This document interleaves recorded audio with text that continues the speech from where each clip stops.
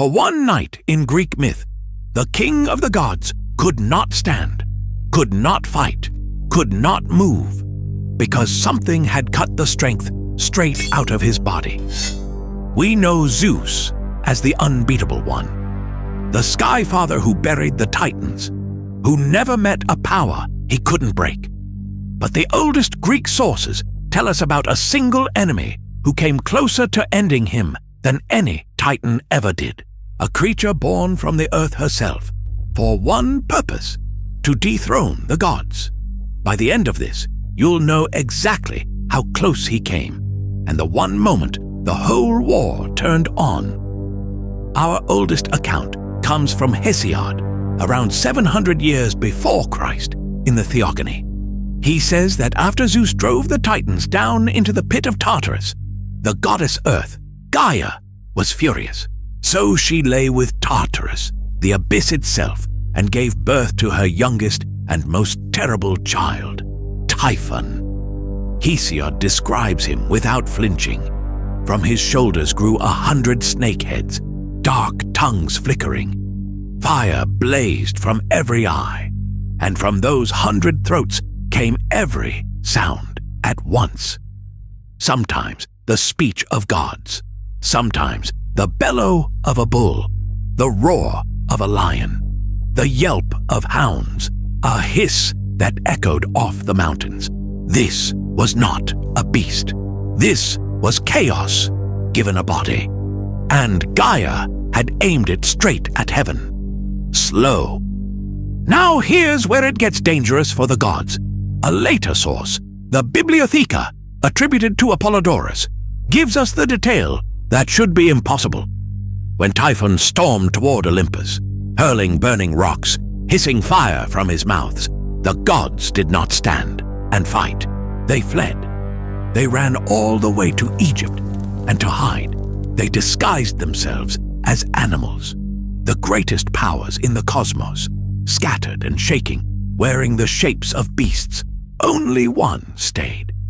Zeus alone turned to face him, first from a distance with his thunderbolts, and then up close, with a sickle of adamant in his hands.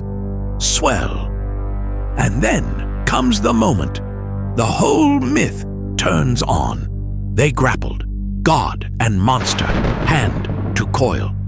Typhon wrapped Zeus in his 100 serpent arms, wrenched the sickle away, and did something no enemy had ever done. He cut out the sinews of Zeus's hands and feet, the tendons, the strength itself.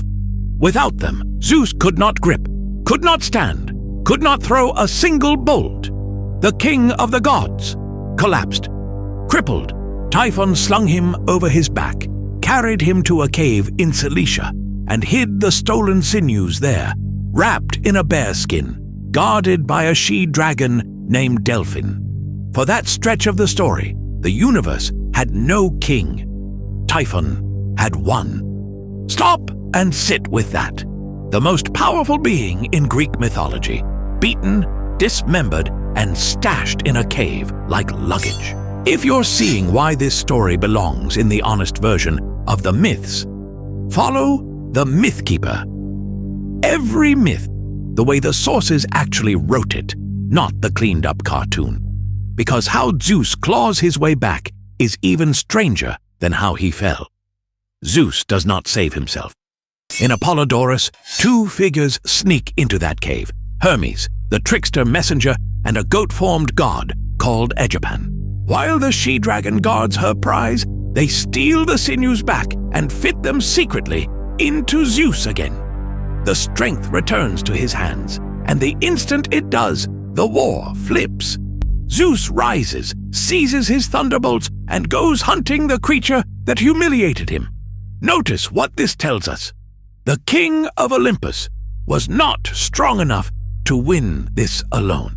He needed a thief and a trick to even get back in the fight. Swell. The final clash levels the world. Hesiod says the earth, the sea, and the sky all groaned.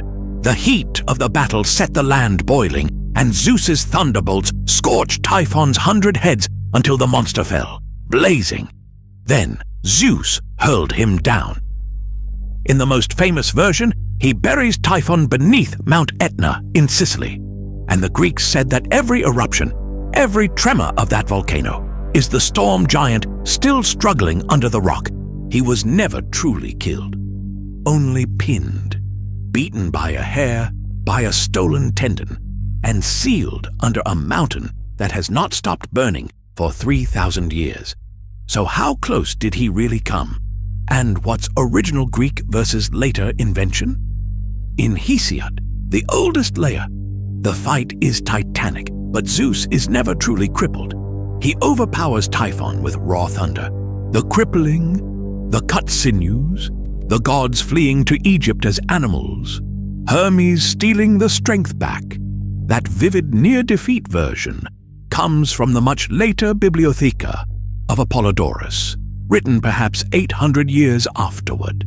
And Typhon's monstrous children, the Hydra, Cerberus, the Chimera, the Nemean lion, born from his mate Echidna, are firmly in the Greek tradition, Hesiod included. The honest verdict: the Greeks always agreed Typhon was the god's deadliest enemy. But the famous image of a helpless, dismembered Zeus is a later, richer retelling, not the original. Both are real ancient texts. They simply disagree on how badly the king bled. And maybe that's the real point the Greeks were making.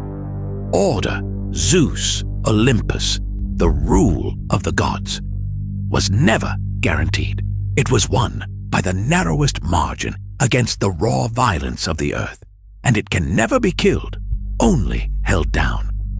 That's why they buried Typhon under a living volcano instead of in a grave. Order doesn't defeat chaos. It just keeps its foot on it, forever. Typhon's mate survived him, Echidna, the half-woman, half-serpent who birthed nearly every monster a Greek hero ever fought. She was promised she'd never be harmed. The Greeks said she's still down there, in her cave, waiting. Next time, the mother of monsters, and the one hero who finally found her. Follow every myth, the honest version,